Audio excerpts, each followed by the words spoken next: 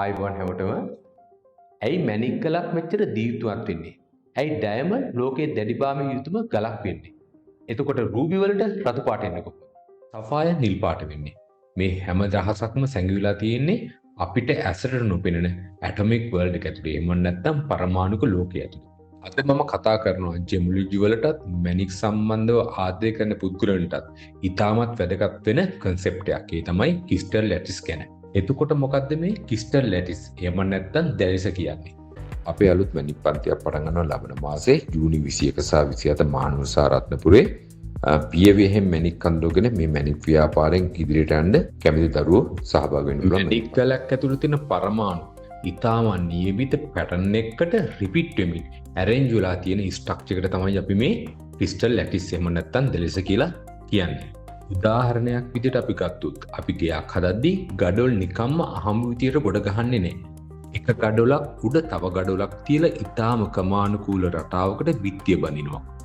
මැණික් ගලක් ඇතුළෙත් වෙන්නේ මේකමයි. පරමාණු එහෙම නැත්නම් ඇටොම්ස් නිකම්ම විසිලා නැතුව හරියටම ගඩොල් බැඳලා තියෙනවා වගේ එකම රටාවකට එකට බැඳිලා තියෙනවා. අන්නේ තිමාර රටාවට තමයි අපි කියන්නේ crystal lattice කියලා. එහෙම නැත්නම් දැලිස. එතකොට කොහොමද මැණික් ගල ක්‍රිස්ටල් එක එකින් එක වෙනස් වෙන්නේ?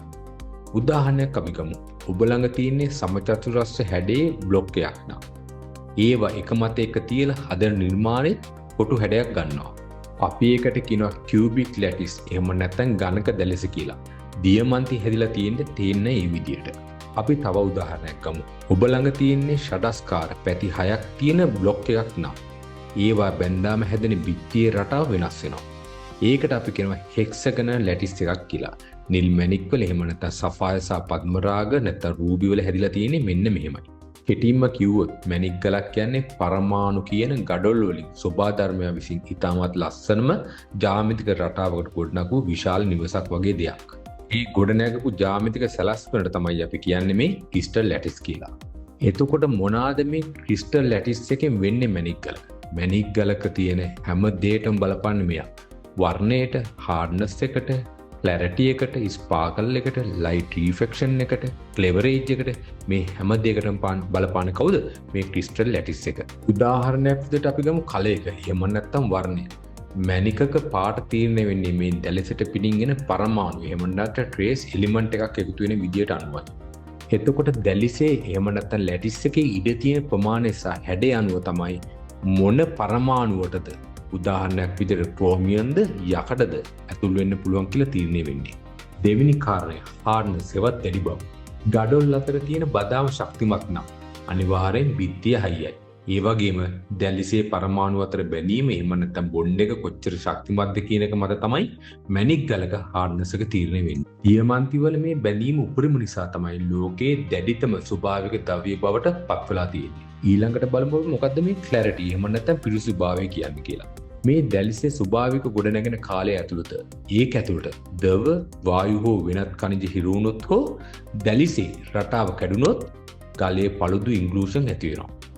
ඒ කියන්නේ දැලිස කොච්චර පරිපූර්ණද කියන එක මත තමයි එහි clarity එක රැඳිලා තියෙන්නේ. හතරවෙනි දේ sparkle නැත්නම් light reflection. ආලෝකයේ ගලක් ඇතුළට ගියාම ඒක ගමන් කරන්නේ මේ පරමාණු දැලිස හරහායි. දැලිසේ ඝනත්වය අනුව ආලෝකයේ වේගය අඩු වෙලා නැමීමකට ලක් වෙනවා. අපි කියනවා මේකට රිෆ්ලෙක්ෂන් කියලා. ඒ වගේම ආලෝකයේ දේ දුන්නක් වගේ වර්ණාවලියකට කැඩෙනවා. මෙන්න මේ නිසා තමයි ගලක් අතට අරන් කරකද්දි ලස්සන දිලිසෙන්නේ මේ නිසා. පස්වෙනි එක cleverage. පැලෙන ස්වභාවය සහ දිශාව. මේ ලැටිස් එක එහෙම නැත්නම් දැලිස ඇතුලේ සෑම පැත්තකටම තියෙන බැඳීම එක හා සමාන නැහැ. සමහර පැති වලින් පරමාණු අතර බැඳීම දුර්වලයි. හරියටම ලී එක ඉරිතැලින් යන පැත්තක් වගේ. ගලක් කට් කරද්දී මේ ක්ලෙවරේජ් ගැන එහෙමත් නැත්නම් මේ පැලියෙන් ගැන අවබෝධයක් තිබෙන්නේ නැත්නම් මැණික් ගල කට් කරද්දී දෙකට මැදින්ම පැලෙන්න. ඉතින් දැන් ඔබට පැහැදිලි ඇති මැණික් ගලක වටිනාකම තීරණය කරන ප්‍රධානම රහස තියෙන්නේ අපිට හැට පේන්නේ නැති මේ crystal lattice එක ඇතුලේ කියන එක.